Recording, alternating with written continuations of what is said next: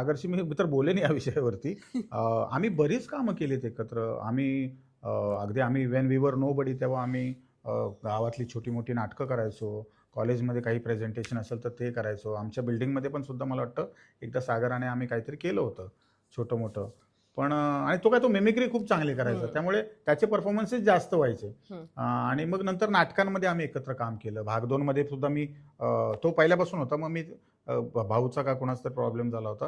तर मी त्या रोलसाठी उभा होतो. आम्ही ते केलं. आम्ही काही इव्हेंट्स भरपूर केल्या आणि कॉमेडी एक्सप्रेसमध्ये तर आम्ही भरपूर काम केलंय. बरीच वर्ष आम्ही हो, एकत्र काम हो, केलं. हो. त्यामुळे आत्ता जे तू म्हणतेस की आत्ता काहीतरी करायला पाहिजे, तर काहीच हरकत नाही. 2 माहीमचे मित्र पुन्हा एकदा एकत्र आले तर काहीच लोकांना हरकत नाही. बँड्रा आणि शिवाजी पार्कवाले एकत्र येऊ शकतात, तर माहीम मधले एकत्र का नाही येऊ शकत? डेफिनेटली एकत्र यायला काहीच हरकत नाही आणि लोकांसाठी ती मेजवानीच असेल ऑब्व्हियसली. ऑफकोर्स. मला सागरविषयी तुझ्याकडनं ऐकायला आवडेल. तुम्ही दोघं तुमची जी जोडी होती लहानपणापासूनची म्हणजे आत्तापर्यंत आणि आता तर तो बिग बॉस मध्ये आहे, तर ते मला सागरविषयी तू बोलशील जास्त. सागरची आणि माझी ओळख झाली 1994 साली. आम्ही राहायचो बाजूबाजूच्या कॉलनीमध्ये. म्हणजे माहीमला आमची पोलीस क्वार्टर्स होती आणि त्यांची फिशरमन कॉलनी होती, म्हणजे ज्याला आपण माहीम कोळेवाडा म्हणतो. सो पण आम्ही ज्युनियर कॉलेज आमचं कुठलं लोकमान्य विद्या मंदिर जे शितला देवीला होतं. तर तिकडे मी 12वीला आणि हा 11वीला, असं 1 वर्षाचा डिफरन्स. 1 वर्ष लहान आहे तो माझ्यापेक्षा. 1 वर्ष पण 6 महिन्यानेच लहान आहे, पण तो अकॅडमिकली तो माझ्यापेक्षा 1 वर्ष लहान होता. तिथे आमचा तो एक 11वी आणि 12वीचा ग्रुप जमला. आणि त्याचा जो भाऊ आहे सतीश कारंडे, कझिन आहे त्याचा, तो माझ्या वर्गातला होता. आणि मग तेव्हा सागरची आणि माझी खूप तेव्हा गट्टी जमली. आणि मग तोपर्यंत ऍक्टिंग काय वगैरे वगैरे हे काही माहिती नव्हतं. तरी सुद्धा आम्ही छोटं मोठं काय ना काय तो मिमिक्री करायचा. मग काही लोकांची नक्कल कर, ग्रुपमधल्या काही लोकांची नक्कल कर, किंवा आमचे जे प्रोफेसर्स होते आमचे, मला आठवतंय माने म्हणून आमचे पीटी सर होते, त्यांना तो खूप चांगला मिमिक करायचा. आजही आम्ही कधी भेटलो तर आम्ही माने सरांच्या आवाजात एकमेकाशी आम्ही बोलतो. आणि मग हळूहळू मग सिनियर कॉलेजला आलो. मग मी व्यावसायिकला गेलो. मग तसं त्याचं व्यावसायिकला खरंच काही चालू नव्हतं. मग संतोष पवारची बाय द टाइम माझी गट्टी झाली होती.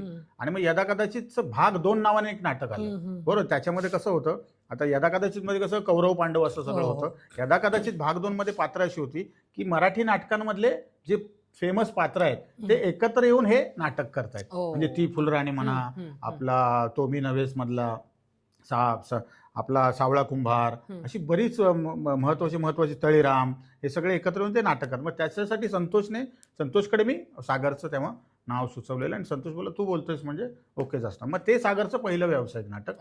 आणि मग तेव्हापासून त्याने काही मागे वळून बघितलंच नाही. मग त्याच्यानंतर मग फू बाय फू मध्ये सुद्धा तो माझ्या नंतरच आला. मला वाटतं सेकंड नाही 3rd सीझनला तो आला. आणि मग त्याची आणि सुनील तावडेची खूप चांगली जोडी जमली, कळलं का. आणि बऱ्याच लोकांनी सांगितलं होतं सागरला जेव्हा तो आला होता, म्हणजे स्क्रीनवर दिसायचा फू बाय फू किंवा, तर त्याला खूप मोठी मोठी नावं होती. ते म्हणायचे की ये नहीं चलने वाला, ये लड़का नहीं चलने वाला. लुक कसा आहे त्याचा आणि प्रेझेंटेशनच नाही आहे, तब्येत बघ कशी आहे, आणि एक प्रेझेंटेशन लागतं ना एक बॉडीमध्ये, तसं काहीच नाही याच्यात. मी सांगायचं सागरला, म्हटलं हे सोडून दे, यांच्याकडे लक्ष देऊ नको अजिबात, कळलं का. तू जाणार पुढे, मला माहिती आहे. मी काय देखणार होतो, ऋतिक रोशन होतो, आलो ना इथपर्यंत, तसं तू पण येणार. असं मग कालांतराने हळूहळू काळ गेला. कॉमेडी एक्सप्रेस संपलं. मग त्याने त्याची वाट पकडली, मी माझी वाट पकडली. आणि मग मी जास्तीत जास्त नाटकांकडे वळत राहिलो. पण एका स्टेजला मी नाटकं संपवली आणि मी जो 8-10 वर्षांमध्ये मी 45 पिक्चर केले. मी नाटक संपवून ऑलमोस्ट 45 फिल्म्स मी केल्या. पण सागरने तेव्हा तेवढं फिल्म्स नाही केल्या, कारण त्याला टेलिव्हिजनला कामं मिळत राहिली. मग हवा येऊ दे आलं आणि त्याचं जीवन अक्षरशः बदलून गेलं. म्हणजे ओव्हरनाईट म्हणतात ना, ओव्हरनाईट हे सगळे लोक फेमस झाले होते. फारच गमतीशीर प्रकारे त्यांनी तो कार्यक्रम सुरू केला होता मुलाखतीचा. पण तो लोकांना एवढा आवडला की प्रत्येक जण त्यातला एक कॅरेक्टर स्टार झालं. आणि त्या लोकांनी खूप, म्हणजे इकॉनॉमिकल पण खूप छान कमवलं आणि लोकांचं प्रेमही कमवलं. So Sagar is a wonderful actor, कळलं का. पण अजून त्याचं जे कॅलिवर आहे त्या टाईपचा रोल त्याला अजूनही मिळायचा बाकी आहे आणि त्याला तो मिळणार. बिग बॉस मध्ये कसा खेळतोय? बिग बॉस मध्ये मस्त खेळतोय, मस्त खेळतोय, मस्त. मी काय फार बघत नाही, पण तरी सुद्धा सुरुवात त्याने केल्यामुळे मी सुरुवातीचे बरेच भाग बघितले. त्याने खूप छान खेळलेला आहे आत्तापर्यंत, खूप छान. सगळ्यांचा रिस्पेक्ट ज्याला ठेवायचा आहे त्याला ठेवतो, ज्याची काढायची त्याची बरोबर काढतो, कळलं का. हां, हां, फक्त त्याने थोडा एंटरटेनमेंटचा भाग अजून थोडासा त्यातला वाढवला पाहिजे. कारण कसं आहे, आपल्याला जे जास्त येतं ना ते जास्त लोकांना दाखवायला पाहिजे. बरोबर. कळलं का? अनएक्सपेक्टेड, अरे असं असं होता कामा नये, काही वेळा झालं. पण तो उत्तमरित्या खेळतोय. मागे पण म्हणालो की तो त्याला आता बॅट त्याच्या हातात आलेली आहे, पिचवर आलेला आहे तो आणि तो मस्त बॅटिंग करणार आहे. आणि माझी मनापासून इच्छा आहे की सागर कारंडेने ती बिग बॉसची ट्रॉफी जिंकावी. कळलं का? So it will be a great moment for me. तुला विचारणा झाली गेल्या काही वर्षात आता बिग बॉस? हो, माझं नाही बघ, 2 वेळा माझं बिग बॉसच्या घरात जायचं राहून गेल्याचं एकमेव कारण होतं ते माझं ब्रेन हॅमरेजचं ऑपरेशन ते मध्ये आलं. कळलं का? पण त्यानंतर आता जे झाले त्यांचा तो रूल झालाय आता की तुम्हाला जर काही मेजर झालं असेल तुमच्या आयुष्यात, एखादी मेजर तुमच्यात आजार पण असेल तर तुम्ही येऊच शकत नाही ह्याच्यामध्ये. ह्याचं कारण तू जर फर्स्ट सीझन बघितलं असेल तर सुशांत शेलार तिकडे पडला होता आणि त्याने रिक्वेस्ट केली होती की मला जाऊन येऊ दे, फक्त कुठे हॉस्पिटलला जाऊन मला फक्त सिटी स्कॅन करून येऊ दे. तर त्याला बोलले नाही, तुला सोडावंच लागेल. मग त्याने तो सोडला. मग त्यांचा तो रूलच झाला की एखाद्या कंटेस्टंटला मेजर आजार जर काय असेल तर त्याला आपण शोमध्ये घ्यायचं नाही. आता सुद्धा कुठले तरी contestant, I don't remember her name, Sonali ना आता या सीझन मध्ये. हो, सोनाली राऊत, तिथला पण इन्फेक्शन झालं. पण तिच्यासाठी तिकडे अरेंज केलं सगळं. हो, मग त्याने आता ते सुशांतने परत त्यांना हे केलं की माझ्या वेळेला काय नाही केलं तुम्ही. सुशांतने आता बोलून दाखवलं. हो.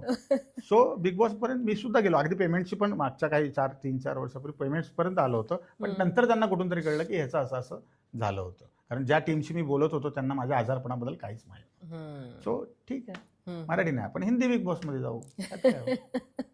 मला तुला विचारायचं, तुझ्या आयुष्यातली काही अशी माणसं की जी तुझ्यासाठी खूप खास आहेत, म्हणजे इंडस्ट्रीतली, की मग संतोष पवार म्हण किंवा ज्याच्यासोबत तू जास्त काम केलंयस, सतीश तारे म्हण, किंवा अशी नावं असतील की ज्यांच्याबद्दल तुला आवर्जून बोलायचंय, ज्यांच्या सोबतचं तुझं इक्वेशन तुला इथे सांगायचंय, त्या आठवणी तुला चांगल्या शेअर करायच्या?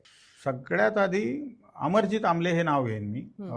आता जे कुर्ला टू वेंगुर्ला फिल्म आली त्याचे लेखक आणि निर्माते. सिनेमा पण तो छान होता. हो, सिनेमा अतिशय उत्तम बनवला, फार रेअर सिनेमा बनवला त्यांनी. आणि कारण मग कीर्ती कॉलेजला असताना माझी आणि अमरजीतची भेट झाली होती आणि संवेदना परिवार नावाचा एक तिकडे ग्रुप होता, जो कीर्तीवाले स्टुडंट्स, त्याच्यामध्ये मॅक स्टुडंट्स, चालू स्टुडंट्स सगळे असायचे. आणि मग तिकडच्या वर्कशॉपमध्ये मी गेलो होतो, त्यांचा संवेदना परिवारचा वर्कशॉप होता, तिथे मी सिलेक्ट झालो.